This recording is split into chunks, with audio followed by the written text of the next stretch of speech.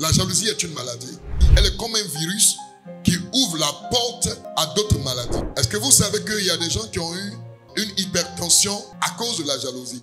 Lorsque vous êtes jaloux et que vous constatez le succès de quelqu'un, vous êtes troublé. Il y a une sensation qui vous envahit et votre cœur commence à battre à un rythme élevé, comme si on venait de t'effrayer. Parce qu'au fait, tu vois le succès de l'autre que tu n'apprécies pas, tu es troublé en toi-même. Et ton cœur bat à un rythme élevé. Et ce rythme élevé n'est pas normal pour la circulation de ton sang dans tes veines. Et certains sont morts comme cela à cause de la bonne nouvelle qu'on a rendue, qu'on a annoncée des autres, qu'ils détestaient. Car l'hypocrite ne peut rien construire de sa vie. Il ne peut rien bâtir de ses mains. Il ne peut rien bâtir de ses pensées. Il ne peut rien bâtir de son regard. Il ne peut rien bâtir de sa bouche. L'hypocrisie est une gangrène qui vient te conduire rapidement à la mort.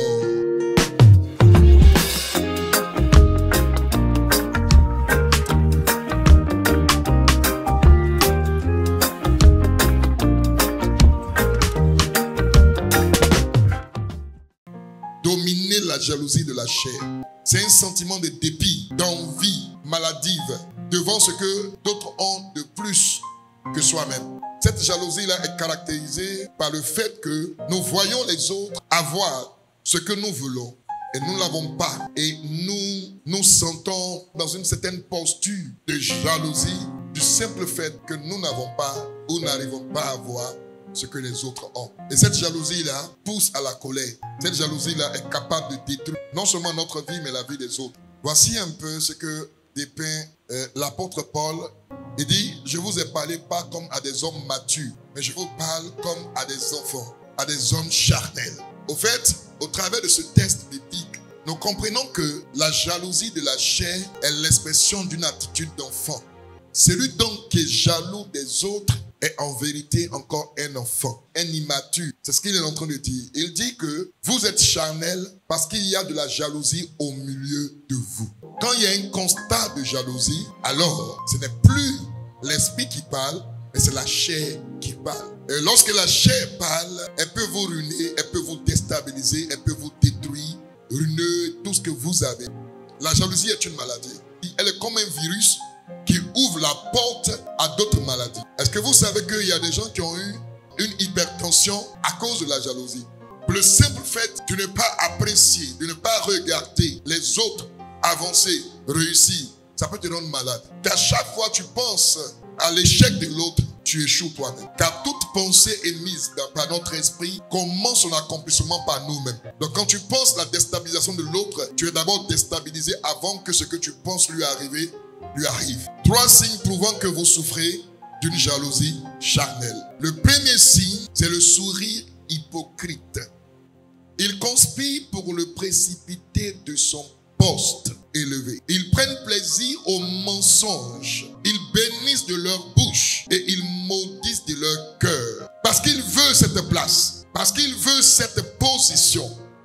Il conspire. Mais quand il est devant la personne, il n'a pas le courage de lui dire en face ce qu'il ressent dans son cœur. Mieux vaut dire en face de quelqu'un qu'il ne te plaît pas, que tu n'apprécies pas ces choses, que de le dire dans ton cœur. Au fait, quand tu le dis dans ton cœur, tu troubles ton âme, tu blesses ton âme, tu tombes malade. Et l'autre, il ne sent rien. Parce que tu lui montres un sourire hypocrite. Et le sourire hypocrite, là, lui, il ne sait pas. C'est toi ce qui sais. Et comme c'est toi ce qui sais que c'est un sourire hypocrite, c'est toi ceux à qui ça fait mal. Et donc, quand tu dis à la sœur ou au frère, je t'apprécie, j'aime ton travail, en même temps, dans le cœur, tu veux voir cette personne détruite, tu veux voir cette personne échouée, tu veux voir cette personne ruinée. Au fait, tu n'es pas un sorcier, parce que le sorcier est inférieur à ton attitude. Car l'homme de vérité, il te dira, je ne t'apprécie pas, je n'aime pas. Et tu vas chercher peut-être à comprendre pourquoi il n'aime pas. Il va t'expliquer. Et s'il y a lieu que tu t'excuses, tu vas t'excuser. Il y aura réconciliation et vous allez aller ensemble. Mais l'hypocrite diminue son espérance de vie. Qu'à chaque fois que tu manifestes l'hypocrisie envers ton semblable, je te promets que tu diminues ton espérance de vie. Pourquoi? Parce que tu donnes à ton cœur de fonctionner de manière anormale. Or, toutefois que le cœur fonctionne de manière anormale, le sang ne circule plus de manière normale dans ton système. Si ton sang ne circule plus de manière normale dans ton système, ça veut dire que tes organes vitaux ne sont plus aérés. Car c'est le sang qui propulse de l'oxygène dans ton cerveau, dans ton cœur et partout. Mais quand, écoutez, regardez bien. Lorsque vous êtes jaloux et que vous constatez le succès de quelqu'un, vous êtes troublé. Il y a une sensation qui vous envahit, une certaine émotion. Et votre cœur commence à battre à un rythme élevé. Comme si on venait de t'effrayer. Parce qu'au fait, tu vois le succès de l'autre que tu n'apprécies pas, tu es troublé en toi-même. Et ton cœur bat à un rythme élevé. Et ce rythme élevé n'est pas normal pour la circulation de ton sang dans tes veines. Du coup, tu peux faire un AVC à cause de la jalousie. Et certains sont morts comme cela à cause de la bonne nouvelle qu'on a rendue, qu'on a annoncée des autres, qu'ils détestaient. Car l'hypocrite ne peut rien construire de sa vie. Il ne peut rien bâtir de ses mains. Il ne peut rien bâtir de ses pensées. Il ne peut rien bâtir de son regard. Il ne peut rien bâtir de sa bouche. L'hypocrisie est une gangrène qui vient te conduire rapidement à la mort. Le deuxième signe prouvant la jalousie maladive, la jalousie charnelle, c'est lorsque vous vous sentez mal, lorsqu'on complimente les autres. Parce qu'au fait, lorsqu'on apprécie ton semblable, tu es jaloux parce que tu te crois mieux qu'elle ou mieux que lui. Du coup, ta jalousie est motivée par ton orgueil parce que tu as une trop haute opinion de ta personne. Donc tu voudrais être à la place de la personne qu'on apprécie. Et lorsqu'on n'apprécie pas tes qualités, ce que tu juges être des qualités, tu tombes malade. Tu vas à la maison frustré, offensé. Pourquoi c'est lui-là seulement qu'on apprécie? Pourquoi c'est celle-là seulement qu'on apprécie? Si tu n'as pas compris que tu es en train de mourir, je te dis ce matin que tu es en train de te tuer. On ne va pas accuser un oncle au village ou une tante au village qui a perdu malheureusement ses dents pour dire que c'est elle la sorcière parce qu'elle n'a pas de dents. C'est toi-même qui es en train de te tuer parce que tu te croyais supérieur aux gens qu'on apprécie. Dieu peut permettre qu'on ne voit pas votre travail. Dieu peut permettre qu'on ne voit même pas la qualité de votre rendu. Dieu peut permettre qu'on ne calcule même pas ce que vous faites comme effort. Et on apprécie celui qui fait de moins d'efforts pour voir comment vous allez réagir. Est-ce que vous avez le cœur de Dieu? Parce que la vérité de la dimension divine de ceux qui ont le cœur de Dieu, ce sont des gens qui apprécient toujours qu'on élève les plus petits. Celui qui est de Dieu apprécie toujours qu'on élève les plus petits. Je dis, celui qui est de Dieu apprécie toujours qu'on élève les plus petits. Et si tu te crois grand que quelqu'un, lorsqu'on élève, tu dois aider la personne qui l'élève à l'élever davantage. Car ainsi tu as compris le parfum céleste. Tu as compris ainsi comment Dieu fonctionne. Et si nous sommes de Dieu, nous devons fonctionner selon qu'il fonctionne. En quoi est-ce que Abel est coupable du fait que Dieu n'apprécie pas l'offrande de Caïn? Est-ce que c'est Abel qui a dit à Dieu n'apprécie pas son offrande? Mais pourquoi lorsque Caïn se fâche, il ne se fâche pas contre Dieu, il se fâche contre Abel? Est-ce que vous savez que la jalousie vous conduit à condamner les innocentes personnes? La jalousie vous pousse à juger négativement les innocentes personnes. Au lieu de vous attaquer à celui que vous jugez être coupable, vous laissez cette personne parce que vous ne croyez pas être capable de l'affronter. Vous préférez affronter les gens sans force. Caïn n'était pas un ami d'Abel. Il n'était pas un inconnu pour Abel. Il n'était pas quelqu'un d'éloigné de la vie d'Abel. Il était son propre frère. Et d'ailleurs, son aîné. Il aurait pu saisir l'occasion pour dire à son petit frère, comment tu as fait pour que ton offrande soit appréciée? Montre-moi le code. Donne-moi le secret. Si tu vois quelqu'un briller, au lieu de le maudire, va vers lui pour apprendre. Dieu ne donne pas tout à tout le monde en même temps. Dieu donne à chacun une portion pour que personne ne soit orgueilleux. C'est pourquoi il peut me donner 10. Il te donne 10. Il donne 10 à l'autre. De sorte que quand nous 10, on se rassemble, ça fasse 100. De sorte que personne ne frappe sa poitrine pour dire c'est moi qui ai fait tout cela. Donc si Dieu apprécie ton frère, qui ne t'a pas apprécié, ton frère n'est pas coupable du fait que Dieu ne t'a pas apprécié. Mais va avec ton frère, demande-lui comment tu as fait pour qu'il t'apprécie. La jalousie est un poison couché à ta porte. Domine sur elle. Les gens jaloux n'évoluent pas, je vous le dis. Les gens jaloux ne profitent jamais de leur gain, je vous le dis. Les gens jaloux ne dorment jamais heureux, je vous le dis. Ils dorment toujours et ils font toujours des cauchemars. Parce qu'ils dorment avec dans leur tête la pensée de déstabiliser les autres. Donc ils sont troublés par cette mauvaise pensée dans leur esprit et ils font des nuits blanches parce qu'ils sont jaloux. Troisième signe qui prouve que vous souffrez d'une jalousie charnelle, c'est lorsque vous travaillez juste pour dépasser les autres et non pour atteindre le but de votre vocation. La véritable récompense d'une course d'athlète, c'est battre ton record, c'est-à-dire dépasser le temps de la course. Est-ce que quelqu'un m'a compris? Ça veut dire que si tu cours avec des gens qui ont un handicap, tu peux arriver le premier, mais dans une vraie course, tu es le dernier. Pourquoi? Parce que tu as couru pas avec ton record, mais tu as couru avec les forces des autres. Et c'est pourquoi tu ne peux jamais avancer. Et c'est le problème de beaucoup de chrétiens. On ne travaille pas pour être la meilleure version de nous-mêmes, mais on travaille pour supplanter les autres, pour qu'on dise que nous sommes mieux que les autres. Et du coup, lorsqu'on se sent supérieur aux autres par rapport aux résultats, on ne peut plus marcher. On se donne des honneurs soi-même. On marche comme des robots. Je dirais même comme des anges. On n'est même plus à l'aise de s'asseoir aux côtés des autres parce qu'on croit qu'ils sont trop. Toutefois que vous allez travailler, motivé par l'envie de dépasser les autres, vous travaillez dans le sens contraire. Parce que ce n'est pas parce que tu as dépassé ton frère que tu es fort. Peut-être tu as dépassé le plus faible de la famille. On parlait de Saül comme l'homme qui tuait 1000 Philistins avec une seule main, un seul coup d'épée. Saül était considéré comme le plus fort d'Israël. Mais survint un matin Goliath pour qu'il se rende compte que c'est un grand peureux. Mais quand David est venu, il a affronté quelqu'un qui était plus fort que tout le monde. Mais il est resté humble en honorant Saül pour dire c'est le oint de l'Éternel. Parce que David n'a pas combattu pour se comparer à Saül. Quand bien même il avait reçu l'onction de Dieu en tant que roi dans le secret, il n'a jamais combattu Saül. Il ne s'est jamais mesuré à Saül. Mais David a toujours couru pour atteindre le but de sa vocation. Si tu cours toujours pour atteindre le but auquel Dieu t'a appelé, tu es dans une bonne course. Mais si tu cours dans le but de dépasser les autres, tu vas te rendre compte au soir de ta vie que tu as travaillé, mais sans résultat, sans fruit.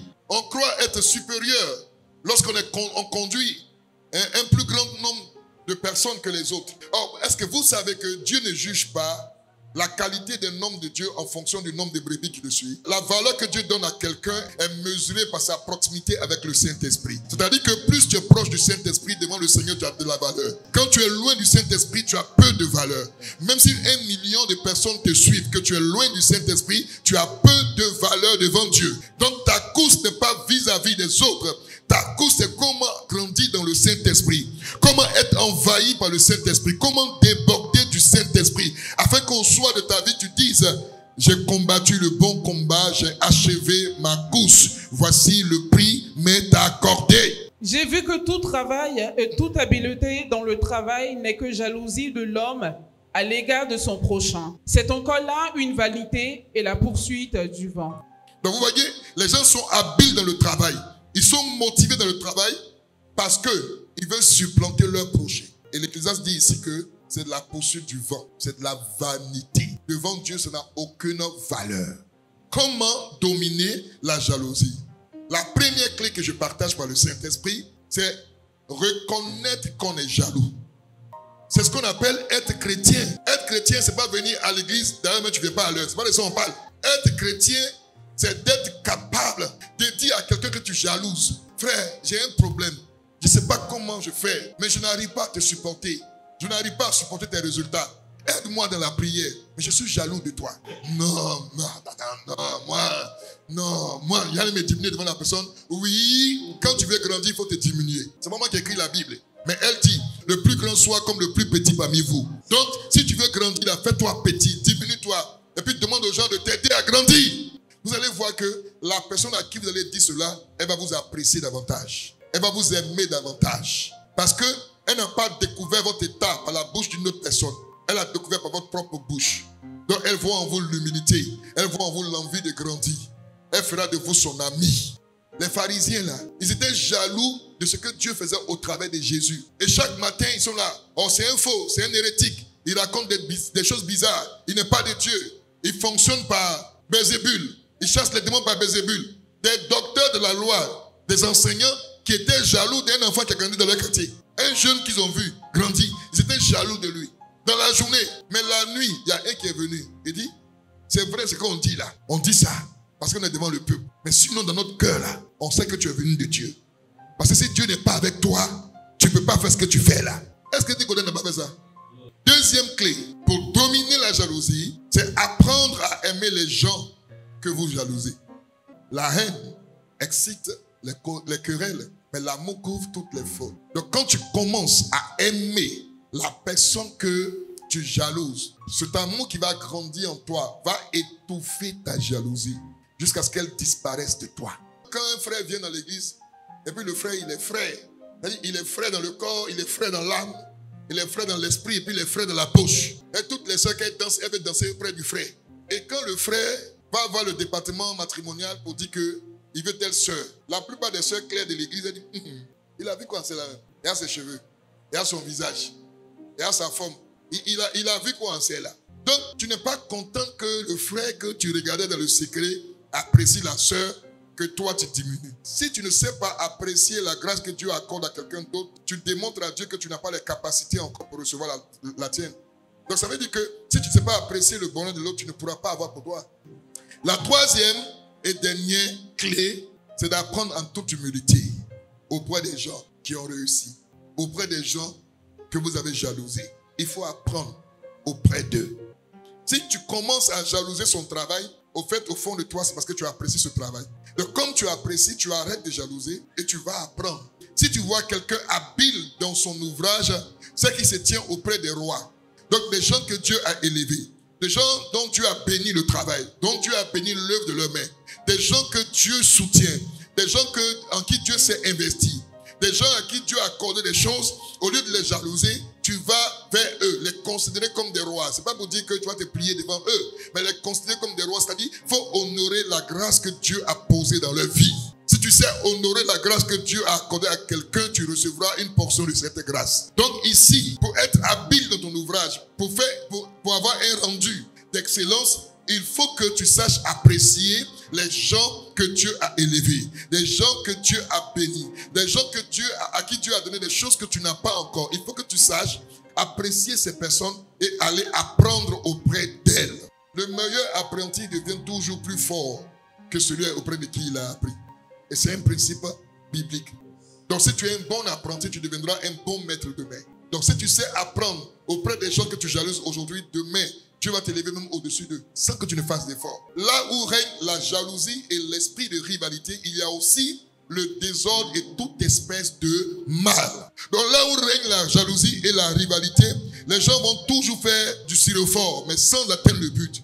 Ils seront constamment en train de dépenser beaucoup d'énergie, de capacités psychologiques, de capacités financières, matérielles, mais sans jamais atteindre l'objectif parce que entre eux-mêmes, ils sont rivaux. Donc ils se combattent. Or la parole dit, comment une armée qui se combat contre elle-même peut faire face à l'adversaire. Elle ne peut pas résister. C'est pourquoi les églises où il y a la jalousie, ces églises ont des problèmes, ont des difficultés. Parce que si un frère vient avec une bonne idée, l'autre qui est jaloux va venir avec une idée contraire. Et si malheur pour le frère qui a eu la bonne idée, lui qui vient avec l'idée contraire a trouvé 2 ou 3 personnes de son réseau de jaloux, ils vont déstabiliser lui qui a la bonne idée.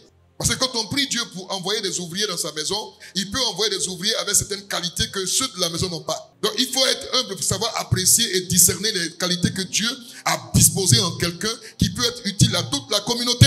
Donc il ne faut pas combattre les idées des sœurs et des frères. C'est de la jalousie. Et ça refroidit l'ardeur, le zèle de ceux qui étaient engagés dans le zèle. Ceux qui étaient levés pour faire bouger les choses. Ils sont refroidis à cause de la jalousie de certaines personnes. Que Dieu nous en délivre au nom de Jésus.